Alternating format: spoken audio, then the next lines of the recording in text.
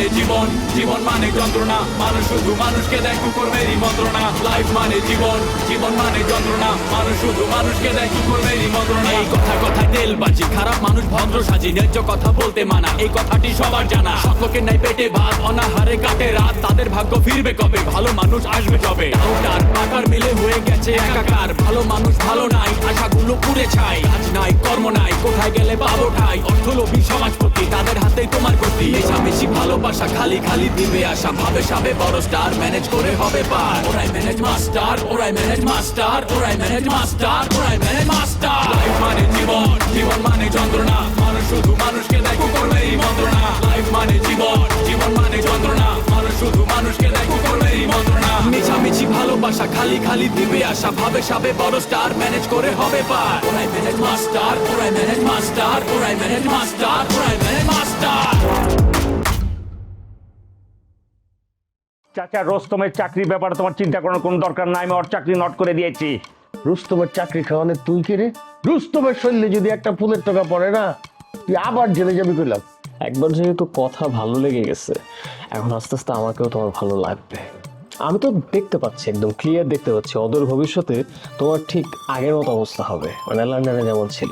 তুই যে টাকা দিয়া চাচা ভাড়া করবি না, ওই চাচা তোর কথা মতন কাম করব। আমি তো তোর কথা মতন কাম করুম না।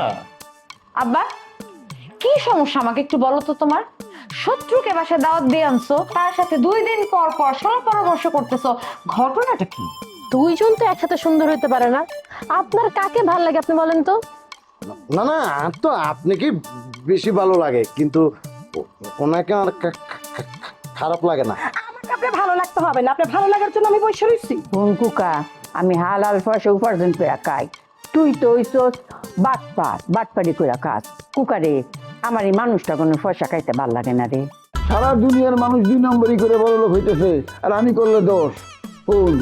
আমি কোনো 2 নম্বরই করি না, আমি মানুষের উপকার করি। আমার কাছ থেকে যে উপকার পায়, হ্যাঁ খুশি হয়ে আমার বকশিস দেয়। আমি সেই টাকা নেই, এই টাকা তো কোনো অন্যায় টাকা না, 2 নম্বরের টাকা না, বাটপাড়ির টাকা না। শোন, তুই দুনিয়ার সব মানুষকে খুশি করতে পারবি না, পারবি? কেউ তোর উপরে খুশি হইব, কেউ বেজার হইব। যে বেজার হইব সে তোর নামে উল্টাপাল্টা কথা কইব। শোন, সব মানুষকে খুশি করান যাইব, এক পক্ষ দুঃখ পাইব, এক পক্ষ সুখী হইব।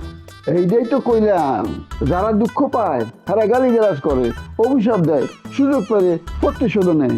আমার এই রিস্ক নিয়ে মানুষের উপকার করতে হয়, এর বিনিময়ে আমি কিছু টাকা পাই, এটা তো দোষের কিছু না।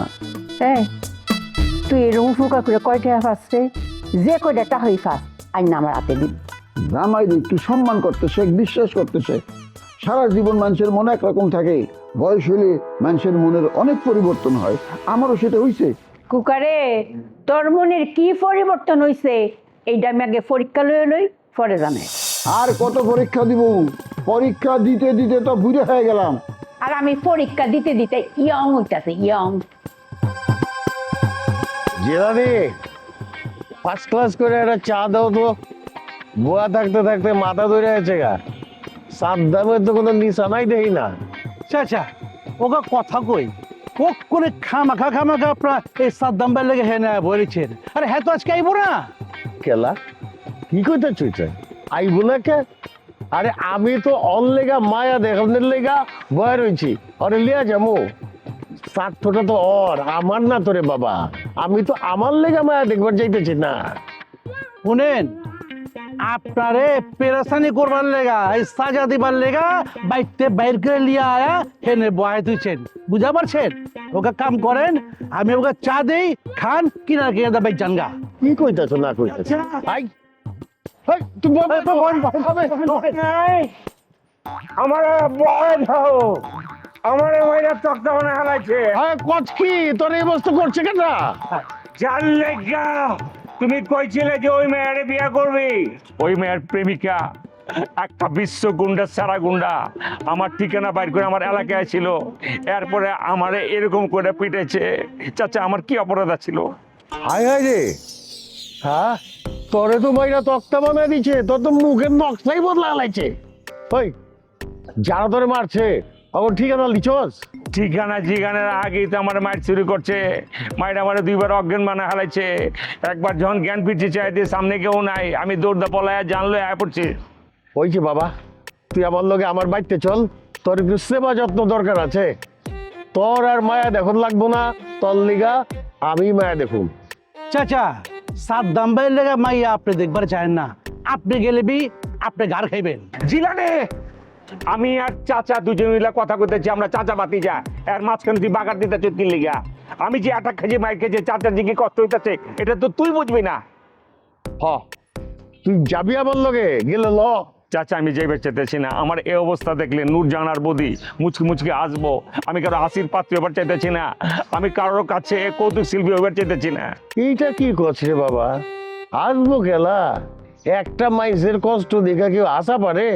হ্যাঁ, তোর কইলাম বহুত শত্রু আছে রে বাবা, সাবধানে থাকিস। আমি গেলাম। চলো, আমি কিন্তু তোমার বাসায় 2 দিন আসছি, সো এরপর তুমি একদিন আমার বাসায় যাবা। তোমার প্রয়োজন ছিল তুমি আমার বাসায় আসছো, আমার তো প্রয়োজন নাই, আমি তো কেন তোমার বাসায় যাবো? প্রয়োজন না থাকলে যাওয়া যাবে না? এটা কেমন কথা বললা তুমি লুবনা? তুমি খুব ভালো করে জানো আমি তোমার বাসায় যাব না। হ্যাঁ, খুব বেশি যদি কোনো প্রয়োজন পড়ে তোমার অফিসে যাব। আচ্ছা, তুমি অফিসেই এসো, কিন্তু তুমি নতুন করে কোনো ব্যবসা দাঁড় করাতে যেও না, কারণ ব্যবসা করতে জনবল লাগে, যেটা তোমার নাই। তুমি হিমশিম খাওয়া পারবা না।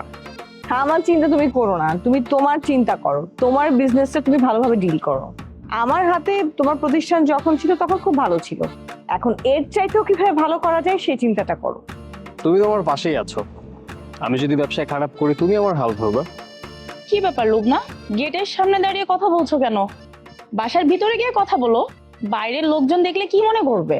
না, আমরা এতক্ষণ বাসার ভেতরেই ছিলাম। মামি, ও আমার বন্ধু মন্টি, মন্টি আমার মামি। আসসালামু আলাইকুম আন্টি, আমার নাম মন্টি। আমি আঙ্কেলের সাথে দেখা করতে আসছিলাম। বেসিক্যালি আঙ্কেল হচ্ছে আমার বাবার বন্ধু, তো আঙ্কেলের সাথে দেখা করতে আসছিলাম। চলে যাচ্ছ কেন? দুপুরে লাঞ্চ করে যাও। লুবনা, তুমি তোমার গেস্টকে লাঞ্চ না করিয়ে চলে যেতে দিচ্ছ, বিষয়টা কিন্তু আমার একদম ভালো লাগছে না। ও আরো অনেকবার আসবে, কোনো সমস্যা নেই, পরের বার এসে খাবে, তাই না মন্টি? আবার আসবে আর অবশ্যই খেয়ে যাবে। জি শিওর, আমি আজকে আসি।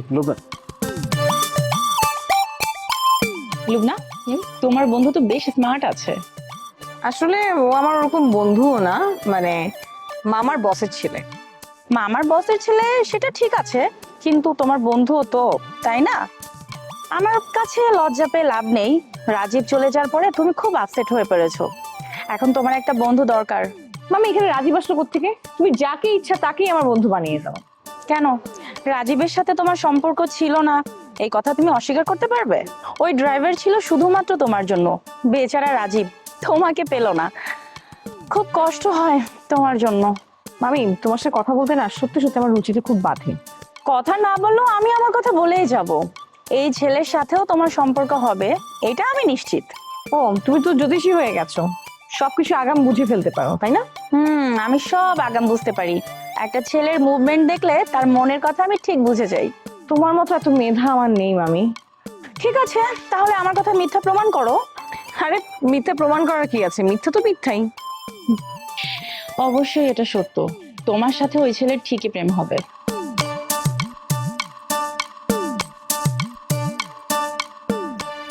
মামি এই ধরনের কথা বললো কেন?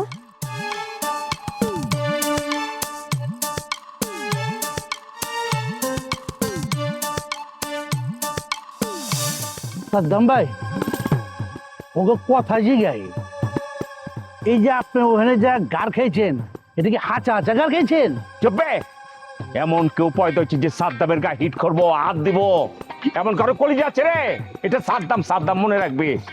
আচ্ছা, তাহলে তুমি যদি গাড়ে করতে নাই খাইছো, তাহলে এই মুরব্বী মানুষে খেয়ে কেলা কেলা বহায় থুয়ে দিচ্ছ, পেরেছানি করছো। এই মুরব্বী মানুষটা তোমার বিয়া পড়ানোর লেগা মাইয়া দেখবার যেবার চাইছিল, সব বরবাদ করে হারাইছো। এটা ঠিক হয়েছে না? ও করে ঠিক হয় না। এরকম চাচারে এই মাইন্সে এরকম কষ্ট দেয়? আমার চাচা ভালো মানুষ না, অক্ষণ দিঘা মাঝে মধ্যে এমন কষ্ট হ্যাঁ আমি দিমু।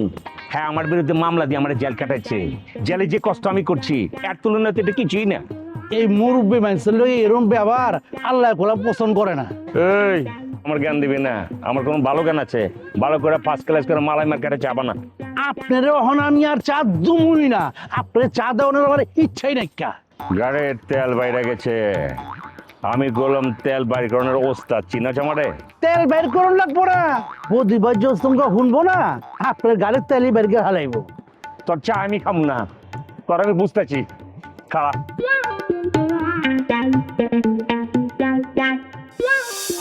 তোমার আব্বার সামান্যতম লজ্জা শরম নাই, ভাতিজার জন্য মেয়ে দেখতে গেছে না? এই তো সেই ভাতিজা যে তার পথে বসাইতে চাইছিল। শুনো, সাদ্দাম ভাই আমাদের বংশের একমাত্র ছেলে, বংশের প্রদীপ বলা চলে। আব্বার সাদ্দাম ভাইয়ের প্রতি একটা সফট কর্নার আছে, সেই মায়া থেকেই মেয়ে দেখতে গেছে। এতে তো মহাভারত অশুদ্ধ হয়ে যায় নাই। বংশের প্রদীপ?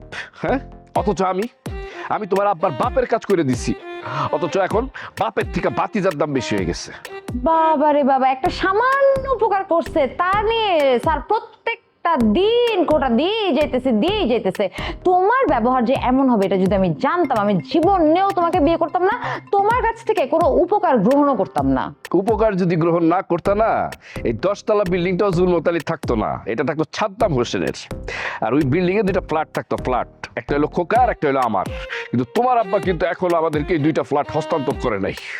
আমি না বুঝলাম না, হস্তান্তর করার কি আছে? আব্বার অ্যাবসেন্স, আব্বার যত প্রপার্টি আছে সবকিছু তো তোমার আর আমার, তাই না? তোমার নিয়ে তো আমার বিশ্বাস নাই, বুঝছো? আব্বা যখন থাকবে না তখন তুমি আমার সাথে থাকো কি থাকো না আল্লাহ জানে। তুমি যেই হারে দৌড়াদৌড়ি করো, বিশ্বাসটা রাখতে খুব কষ্ট হয়। আমাকে নিয়ে তোমার এত সন্দেহ? বাবার এত সন্দেহ থাকলে বিয়ে করছো কেন? তুমি আমাকে নিয়ে যে সন্দেহ করো, আমিও কিন্তু তোমাকে নিয়ে সন্দেহ করি, কারণ তোমার মন তো এক জায়গায় স্থির থাকে না, পাখির মতো এদিক ওদিক উড়ুত ফুরুত করে। এই খবরদার, একদম উল্টাপাল্টা কথা বলবা না। বিয়ের পরে আমার কোনো পরকীয়ার আকর্ষণ নাই। কারো প্রতি যদি ভালো লাগে মানে আকর্ষণও লাগে, আমি আস্তে করে ছাইটিয়া পথ কেটে চলে যাই। আচ্ছা ঠিক আছে, তোমার যে পরকীয়ার প্রতি কোনো আসক্তি নাই এটা জেনে আমার ভালো লাগলো, আমি খুশি হয়েছি। এটার জন্য তোমার ভুলও মাফ করতে আমি রাজি আছি। এই, তোর কাছে কত টাকা আছে আমার জানার দরকার। চল আমার সাথে ব্যাংকে চল, আজকে তোর অ্যাকাউন্ট চেক করব। বিয়ের আগে আমি তোমার ব্যাংক ব্যালেন্স দেখাবো না, আগে তুমি আমার বিয়ে করো, বিয়ে হয়ে যাওয়ার পরে আমার ব্যাংক ব্যালেন্সে যা কিছু আছে সবকিছু তোমার নামে ট্রান্সফার করে দিয়ে দেবো। ওরে বাটপার, তোরে আমার চেনা হয়ে গেছে। তোর ব্যাংকে টাকা আছে এই কথা কয়ে তুই আমার প্রলোভন দেখায় বিয়ে করতে চাস, তাই না? এত সোজা? শোন, মতি মিয়ার অ্যাকাউন্টে কোটি কোটি টাকা আছে, সে আমারে 50 লাখ টাকা লিখে দিয়ে বিয়ে করতে চায়, তাই আমি রাজি হই না? আমার সম্পর্কে তোর কোনো ধারণাই নাই। তোমার নজর খুব উপরে, তোমার বিয়ে করি আমি শান্তি পাবো না। আমি গরিবের মেয়ে বিয়ে করুম, সংসারে শান্তি চাই। তোমার চাওয়া বেশি, অল্পতে সন্তুষ্ট না, তোমার আমি নিয়ন্ত্রণ করতে পারবো না, তাই তোমার আমি ছাইড়ে দিলাম। তোরে আমি চান্স দিছিলাম, কিন্তু তুই চান্সটা মিস করলি। তুই তো জানোস রুস্তম হইলো বিয়ে পাস, রুস্তম আমার বিয়ে করতে চায়, তুই আমার ডিমান্ড রাখছস। হ্যাঁ বন্ধু, তার ডিমান্ড অনেক বেশি, তোমার ডিমান্ড আসলে অনেক বেশি। শোনো, আমি টাকা জমাইতাছি, 2 লাখ টাকা জমা কন্ট্যাক্ট ম্যারেজ করবো তোমার লাগে 1 মাসের জন্য, ঠিক আছে? 1 মাস পর মনে করো অটো তালাক হয়ে যাইব। বন্ধু, তুমি মাহি ভাবির দিকে নজর দিবা না, কেমন? বন্ধু, হ্যাঁ, আমি মাই বাবিরে আজকে থেকে মনে করো যে তার পিছনে ঘোরাঘুরি সবকিছু বন্ধ করে দিলাম। আর তুমি যখন মাই বাবিরে বিয়ে করবা, তোমার যদি টাকা পয়সা নেওয়ার জন্য কোনো সহযোগিতা লাগে, তাহলে আমি তোমার টাকা পয়সা দিয়ে সাহায্য সহযোগিতা করবো। তোকে দুইটার আমি একসাথে মারমু। এই সুইল্লাটার কত বড় সাহস, ও আমার কন্ট্যাক্ট ম্যারেজ করবে। এই, তোর কোটি কোটি টাকা থাকলেও তো তোর আমি বিয়ে করবো না। মতিরে যেমন আমি অযোগ্য ঘোষণা করছি, তেমন তোকে দুইটারেও বাতিল ঘোষণা করলাম। বন্ধু, 1 শিশি বিষ এনে দে, আমি খাইয়ে মরে যাই। একটা ডিভোর্সি মহিলা সে পর্যন্ত আমার পছন্দ করতেছে না, এই কষ্ট আমি ছেলে হিসেবে কোথায় রাখি? এই জন্য ঠিক করছি আমি আর এই জীবন রাখবো না। তুই সুন্দর দেখে একটা দিন ঠিক করে দে, যে দিনে মরলে আমার অনিচ্ছাকৃত পাপ মুক্ত হইতে পারবো, বুঝছস? তুমি মরবা তো, তোমার মরার দিন ধার্য করো, ওইখানে গিয়ে আমি তোমার কবরে ফুল দিয়ে আসবো। ওইখানে তোমারে আমি ঠকাবো না, তোমারে সম্মান দেবো। কোন ভাবি কি কইছে বুঝছস? ভাবি তোর জলিকে বড় করে একটা শ্রদ্ধাঞ্জলি বানায় আনবো। ওই যে গোল চাক্কার যে মনে করে ফুলের মালা আছে না, ওটা তোর লাশের উপরে মনে করছে সে অর্পণ করবে। তুই মৃত্যুর জন্য প্রস্তুত হ। আর ভালোবাসাতে মানুষ বাঁচে কেমন, ঠিক না ভাবি? তুই ভালোবাসা যেহেতু পাইতেছিস না, তুই প্রস্তুতি নিয়ে নে। আই তো আমি মরতে চাই, আমার মৃত্যু সবাই, আমার পরিচিত যতজন লোক আছে সবাই উপস্থিত থাকতে বলবি, তুই আমাকে সাহায্য করবি মরার জন্য। বন্ধু, তুই যে আত্মহত্যা করবি, তোর মৃত্যুটা আমি সচক্ষে দেখতে পারবো না, আমি তো লাশ দেখতে যাবো। লোকজনের সামনে আমি কান্নাকাটি করতে পারবো না, লোকজন ভাববো আমার কারণেই তুই মরছস, তখন আমি বিপদে পড়বো। বিপদে পড়ার দরকার নাই। আদর যখন মৃত্যুবরণ করবো, তোমার উপস্থিত থাকার দরকার নাই তো। তুমি না থাকলে হইলো, আর তুমি যদি থাও তাহলে তো মানুষ তোমার অপবাদ দেবো। অপবাদের ভয়ে ভাই আমার মৃত্যু অনুষ্ঠানে থাকতে পারবে না। মানুষ এমন স্বার্থপর কিভাবে হয় বন্ধু? এই কষ্ট আমি সহ্য করতে পারবো না। আমি যাই বন্ধু, বিদায়। যা বন্ধু, আমি তোর কোনো উপকারে আসতে পারলাম না, কোনো উপকারে করতে পারলাম না। উপরে গিয়ে তুই ভালো থাকিস। এই বেটা, পরপরে যার জন্য আমি দোয়া চাই না তোকে। তার মানে তুমি মরার সিদ্ধান্ত পরিবর্তন করছো? আচ্ছা করো, সমস্যা নাই, বাইসে থাকো আরো কিছুদিন, আমরা দুইজনে মিলে ঝগড়াঝাটি করবো। সেই ভালো, তোমার সাথে আমার ঝগড়া করতে ভালো লাগে। তুই তো একটা কাপুরুষ, প্রতিজ্ঞা করছস, প্রতিজ্ঞা ভঙ্গ করছস, আমি তোর সাথে নাই। বন্ধু, তুমি মরলে ওর সুবিধা হয়, দেখছো রাগ করে চলে গেল। আমি আর মরবো না, আত্মহত্যা মহাপাপ, আমি বুঝতে পারছি। আমিও নাই তোমার সাথে, আমিও গেলাম। জানো, আমার অনেক বান্ধবী আছে যাদের স্বামী ঘরে সুন্দরী সুন্দরী বউ রেখে বাইরে পরকিয়া করে। এই ধরনের বেয়াদবদের কানের নিচে একাধিকবার থাপড়ানো উচিত। আম্মা, আম্মা আমার এক গ্লাস পানি দে তো, গলা গলা হুকায় গেছে গা। পানি কেন দিব? তুমি বেআইন বাড়ি গেছো, কোল্ড ড্রিঙ্ক খাও নাই? আরে কি এর বিয়াইন বাড়ি, যা পারছি নি, হ্যাঁ আবার কয় কোল্ড ড্রিঙ্কস। যাওয়ার আগেই তো রাস্তাতে ফিরে পড়ছি। বলছিলাম না তোমাকে আমি নূরজাহান?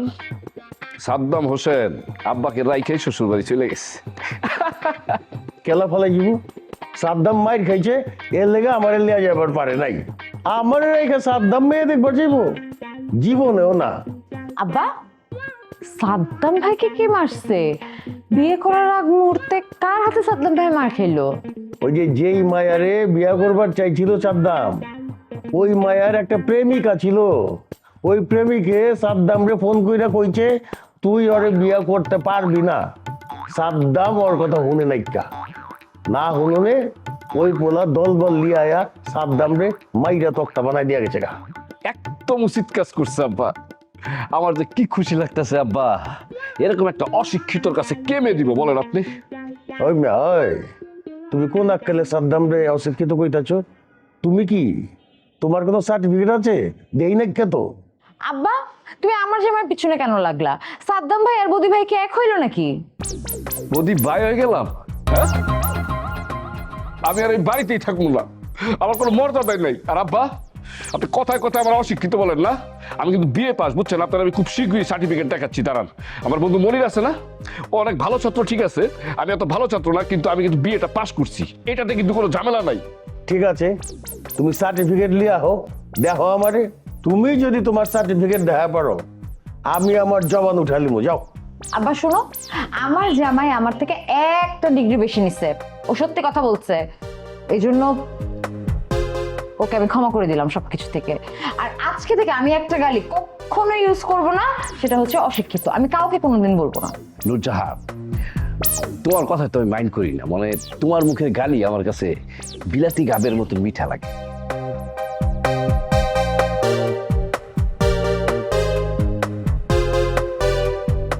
বাসায় আসলি কখন? এই 1-1.5 ঘন্টা। রুমের ভিতর ভাল লাগতেছিল না, এই কারণে ছাদে এসে বসছি। ভালো লাগবে কিভাবে? প্রেম একটার পর একটা তোমার ভাঙতেই আছে। এভাবে প্রেম ভাঙলে মনকে ভালো থাকে? মন তো চচির হয়ে যায়। আচ্ছা, আমার প্রেম ভাঙছে এটা তো আমি জানি না, তুই এত খবর জানাস কিভাবে? সেটা তো তুই নিজেই বললি, রাজীব নামের একটা ছেলেকে তুই ভালোবাসতি, সে তোকে ফেলে বিদেশ চলে গেছে। আবার ধরলি কাকে? মজনুকে। মজনুর সাথে সে কি দহরম মহরম প্রেম। আবার ধরলি কাকে? মাসুম স্যারকে। মাসুম স্যার তো তোকে পাত্তাই দিল না। মাসুম স্যার নূরজাহান আপার পিছনে ঘুরে। আমি বুঝতেছি না তুই এখন কি করবি। মাসুমের সাথে আমার গভীর প্রেম, আর এটাই হচ্ছে আমার জীবনের শেষ প্রেম। এই প্রেমটাকে আমি বিবাহে রূপ দিব।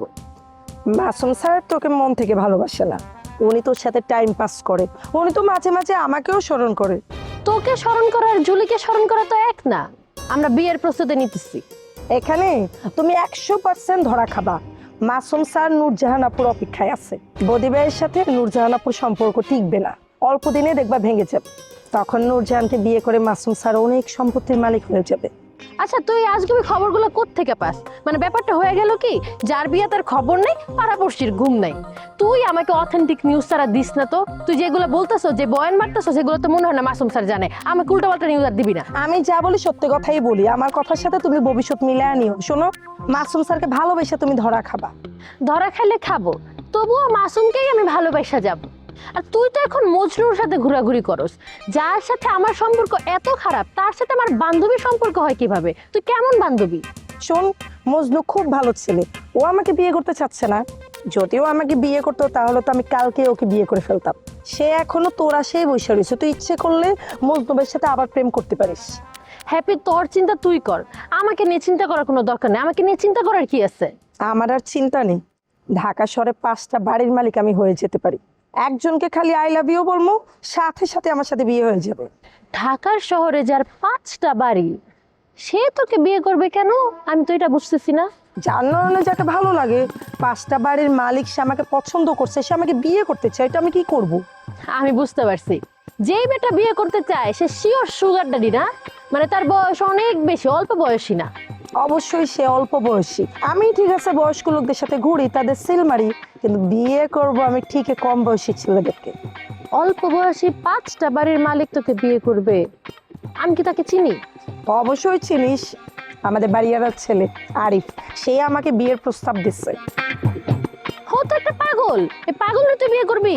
কিসের পাগল? শোন, আরিফ হচ্ছে অনেক সহজ সরল ছেলে, এই ধরনের ছেলেকে বিয়ে করলে জীবনে সুখের সীমা থাকে না।